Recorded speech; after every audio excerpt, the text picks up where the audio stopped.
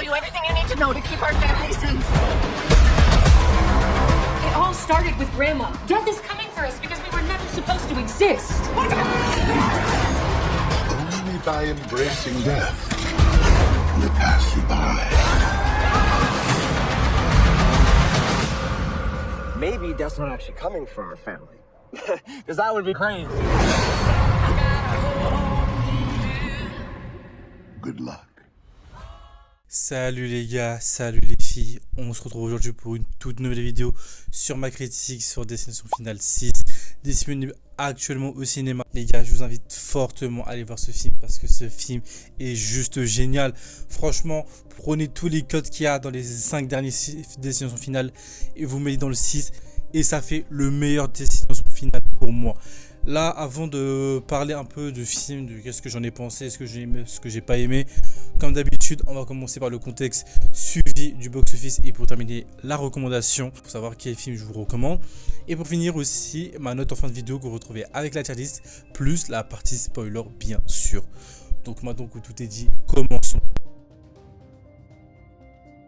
Pour le contexte de ce film, on suit du coup l'histoire de Stéphanie qui tous les jours voit le même cauchemar en boucle et en boucle auquel elle voit ses grands-parents et d'autres personnes mourir dans un effondrement d'un restaurant panoramique qui se déroule 50 ans auparavant.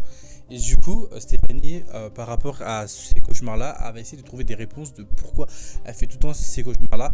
Et pour ça, elle va aller voir sa grand-mère qui va lui expliquer d'où viennent tous ces traumatismes et tous ces cauchemars. Ok les refs, du coup pour le contexte de ce film, je vous avoue que vous n'avez pas besoin de regarder les anciens Destinations Finales pour voir celui-là. Donc c'est vraiment parfait. Dans ce film-là, vous retrouverez tout ce que vous retrouvez dans les anciens films Destinations Finales. Et ce que j'aime beaucoup, ce film se vaut un peu comme un préquel, car il va très bien expliquer d'où vient la malédiction, comment ça a été créé et pourquoi ça s'attaque à certaines personnes. Et c'est ça un truc que j'ai bien aimé dans ce film, c'est que je trouve que dans la narration, le film est tellement bien raconté que franchement, comparé à d'autres films d'horreur ou même comparé à d'autres Destinations Finales, c'était assez bancal, que ce soit par rapport aux morts ou même à la narration qui était, je trouve, pas forcément bien racontée, notamment dans le 3, auquel je trouve personnellement, moi, c'est mon Destination Finale que j'ai le moins aimé. Après, c'est les goûts et les couleurs. Pour moi, le meilleur restera le 5 et le 1. Le 2 et le 4 sont bien, mais ce n'est pas au niveau du 5 et du 1. Mais pour revenir du coup au Destination Finale 6, pour moi, c'est le meilleur de la saga. Parce que ce film conclut extrêmement bien tous les films qui s'est passé avant. On comprend tout, on a l'origine de la malédiction, on a tout ce qu'il faut. On comprend certains détails ou même certains personnages qui étaient du coup dans les anciens Destinations Finales et on comprenait pas pourquoi, comment ils étaient là. Et là, on a enfin des réponses et ça, que je trouve que c'est vraiment parfait. Sans trop rentrer dans les détails parce que j'ai pas forcément envie de spoil. Pour les fans de Destination Finale, je pense que ce film-là, vous avez bien aimé. Il est assez différent de ce qui s'est passé avant. Mais personnellement, moi, je trouve que c'est pas dérangeant. Franchement, je trouve que vous allez vous retrouver dans ce film. Et c'est ça qui fait la force de ce film. Que je trouve que franchement, même si tu n'as pas vu les anciens, tu peux le regarder tranquillement. Et en même temps, tu as des petites connexions à ce qui s'est passé avant. Donc, c'est vraiment parfait. Donc, même si les gens n'ont pas vu les 5 derniers, c'est vraiment pas grave. Vous pouvez de toute façon vous les rattraper. Et de toute façon, vous pouvez les regarder sans avoir vu le 6. Mais bref, je pense que là, j'ai dû faire le tour du contexte. Je pense qu'on peut passer maintenant à la partie box-office. La partie box-office de ce film aura un budget de 51 millions et en première semaine, parce qu'au moment où je tourne cette vidéo, le film ça fait déjà une semaine que le film est déjà sorti et le film aura généré 102 millions. Franchement, pour une première ce film, le film fait un carton au box-office. Personnellement, là, avec les chiffres que je viens de vous donner, je pense sincèrement le film va réussir à dépasser ou même à rentabiliser son box-office et son budget. Donc personnellement, je suis grave content. Mais le problème, c'est que j'ai un peu peur qu'ils nous fassent un Destination Finale 7 alors qu'il n'y a pas besoin car ils ont tout raconté dans ce film. Et je vous raconterai d'ailleurs en partie spoiler de pourquoi pour moi je trouve qu'ils ont tout raconté, qu'il n'y a vraiment pas besoin de Destination Finale 7. Et franchement, pour le box-office de ce film, je pense que par rapport à tous les films qui sont sortis cette année, le film est vraiment en train de péter au score. Dites-vous que là, pour l'instant, en termes de box-office, le film marche mieux que les Thunderbolts. Tant que c'est un film Marvel, un film Disney, pour vous dire la dinguerie, tu vois. Mais bref, là, je pense qu'en vrai, j'ai dû faire le tour du box-office. Je vous ai raconté tout ce qui s'est passé autour du box-office. Pour moi, le film, je pense que soit la semaine prochaine ou soit dans 2 semaines, il sera rentabilisé. Donc, je pense que maintenant, on peut passer à la partie recommandations. Pour la partie recommandation de ce film, je vous avoue les gars qu'il n'y a pas forcément d'alternative à ce film. Personnellement, si je devrais vous conseiller des films alternatifs à Destination Finale 6, je vous conseillerais de retaper tous les autres films.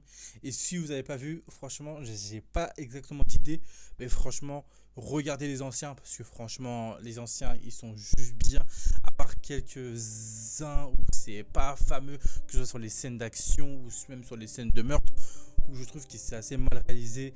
Et je pense qu'on peut crever l'abcès, c'est pas très grave. Mais en tout cas, je vous conseille les 5 décisions finales. Si vous n'avez pas vu, foncez, allez-y, les yeux fermés.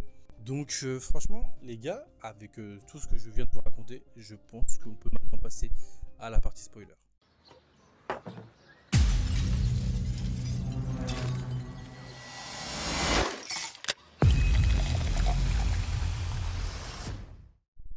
Ok les refs, du coup pour la partie spoiler de ce film, je vais vous énumérer tous les points positifs et les points négatifs que j'ai retrouvés dans ce film.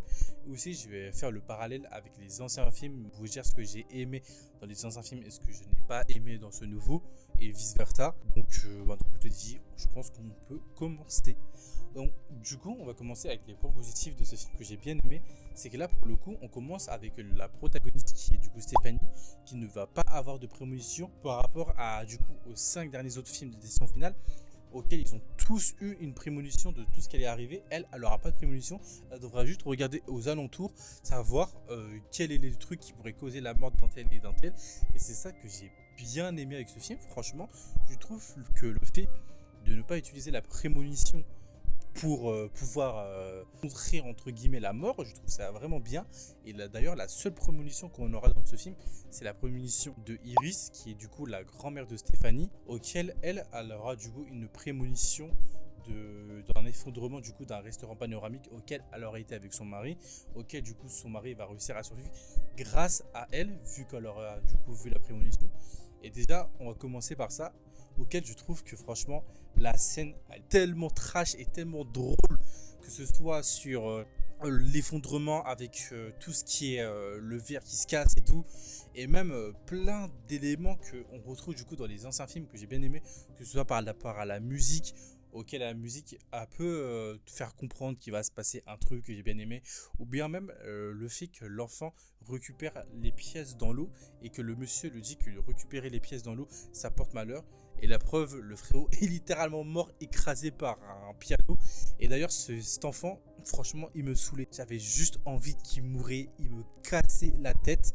Et franchement, la scène, elle est tellement drôle, auquel on voit l'enfant qui réussit à survivre et qui fait un hé et qui se prend le piano. Franchement, ce moment est juste satisfaisant. Et d'ailleurs, je pense que pour moi, c'est la mort la plus satisfaisante de ce film. Et c'est un peu bizarre dit comme ça, mais franchement, pour ceux qui ont vu le film, ils voient très bien de quoi je parle. Et par rapport à la prémonition, on revient sur Iris, auquel le moment que j'ai bien aimé aussi, c'est le moment où elle monte dans l'ascenseur. Et l'ascenseur monte, où on voit 500 kilos et 8 personnes, où on comprend que c'est un peu un moyen pour nous faire comprendre qu'à tout moment, l'ascenseur il lâche. Et c'est ça que j'ai bien aimé aussi dans ce film, c'est que tu as plein de petits trucs auxquels tu te dis, en fait, ils vont mourir par rapport à ça.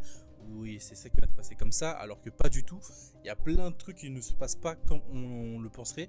Et d'ailleurs, par rapport à la bande-annonce, je trouve que la bande-annonce, elle ne reflète pas du tout le film. Parce que tu as plein d'éléments où tu penses qu'ils vont mourir comme ça, alors que pas du tout. Et c'est ça que j'ai bien aimé avec cette bande-annonce-là.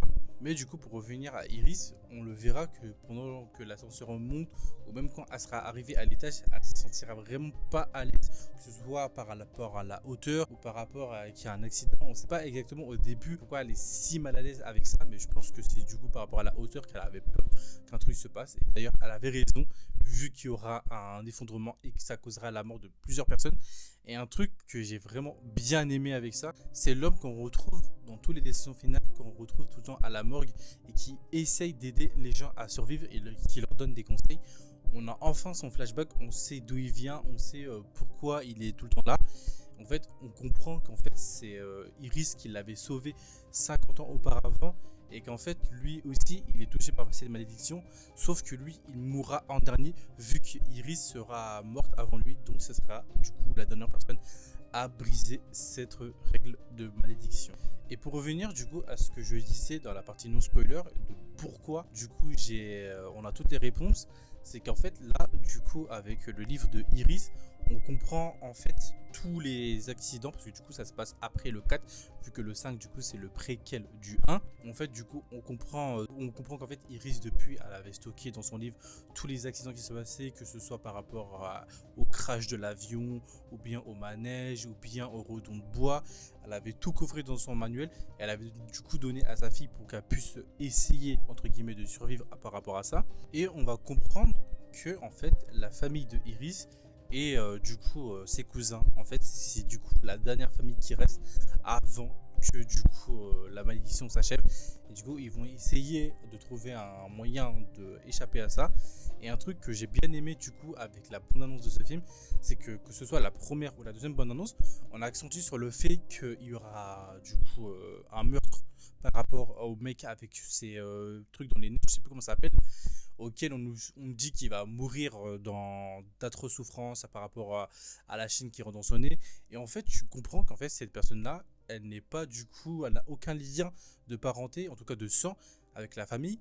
Donc, cette personne-là aurait littéralement pu survivre si elle ne serait pas mêlée des affaires de sa famille. Sauf que, comme vous l'avez vu, quand il essaye de tromper la mort, la mort se venge. Et finalement, cette personne, elle est morte dans d'ailleurs l'une des scènes les plus horribles du film, la scène de l'IRM, je crois que ça s'appelle comme ça, IRM, je sais plus comment on prononce, excusez-moi, où du coup on voit que l'IRM là, le taux d'aimant il va augmenter, ce qui va attirer du coup la personne puisqu'elle possède du coup du métal sur lui, ce qui fait que son corps va littéralement s'être déchiqueté, plus son frère en vrai qui aurait pu littéralement survivre aussi, mais bon comme c'était les deux c'était des golemons, les deux ont mérité leur mort littéralement, alors que franchement ils auraient grave pu être évités de mourir. Et franchement, l'un des plus gros plot twists du film et l'une des meilleures scènes du film que je trouve pour moi, c'est la scène de fin où en fait on comprend que Stéphanie, en fait, son cœur ne s'est pas, c'est juste arrêté pendant quelques secondes, mais elle n'est pas morte et qu'en fait son frère ne l'a pas sauvée et que tu vois qu'il y a le train qui déraille à cause de la pièce du début et qui se met à courir derrière le train. Je trouve cette scène mais fabuleuse. Cette scène pour moi est juste incroyable jusqu'au moment où tu te rends compte que tu penses qu'ils sont sauvés d'affaires. En fait pas du tout, ils se remettent à courir et se font buter par des rondons de bois. Pour moi c'est l'une des meilleures scènes du film, même si elle arrive à la fin, cette scène est juste géniale. Avant de finir, je voulais aussi revenir sur un truc que j'ai bien aimé avec celui-là, c'est que là franchement on est vraiment plus dans des morts absurdes comme dans les anciens films Décision Finale, que je trouve ça vraiment chiant parce qu'il y avait vraiment des morts où tu te dis franchement mais comment c'est possible de mourir comme ça, exemple comme dans le 3 quand t'as l'hélice de l'avion qui tombe à la fin du film, si je dis pas de conneries. Encore une fois des morts dans mode de what the fuck.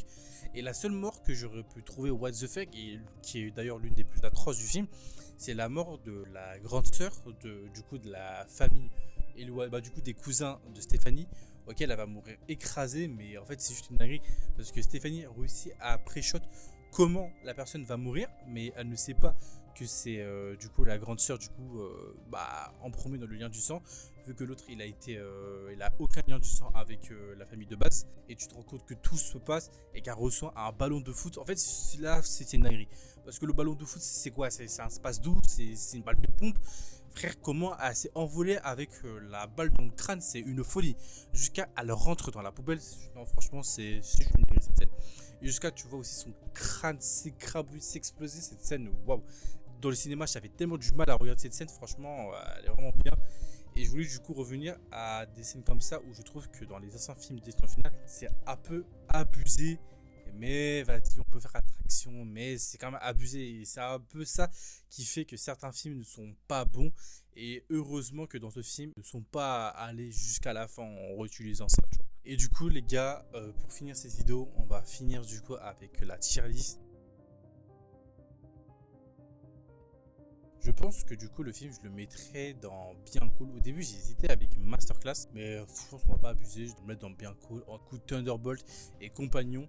Franchement ce film mérite vraiment sa place pour moi, comme je vous l'ai dit au début de vidéo. C'est le meilleur de la saga et peut-être de loin en vrai. Parce que là on a beaucoup d'explications, le scénario est parfait, les scènes de mort sont bien réalisées. Donc franchement pour moi c'est juste un ok, un Bien Cool et sans plus.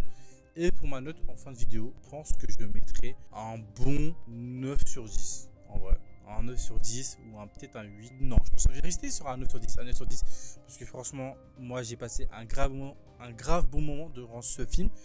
Donc les gars, juste allez voir ce film. Je sais pas, vous dans votre cinéma à côté, vous payez combien. Mais je pense que vous allez fortement rentabiliser votre ticket. Donc franchement, foncez les yeux fermés parce que ce film est juste génial. Donc les gars, les filles, c'est déjà la fin de cette vidéo. N'oubliez pas de liker, commenter et partager. Et on se dit à la prochaine pour une prochaine vidéo. Salut tout le monde.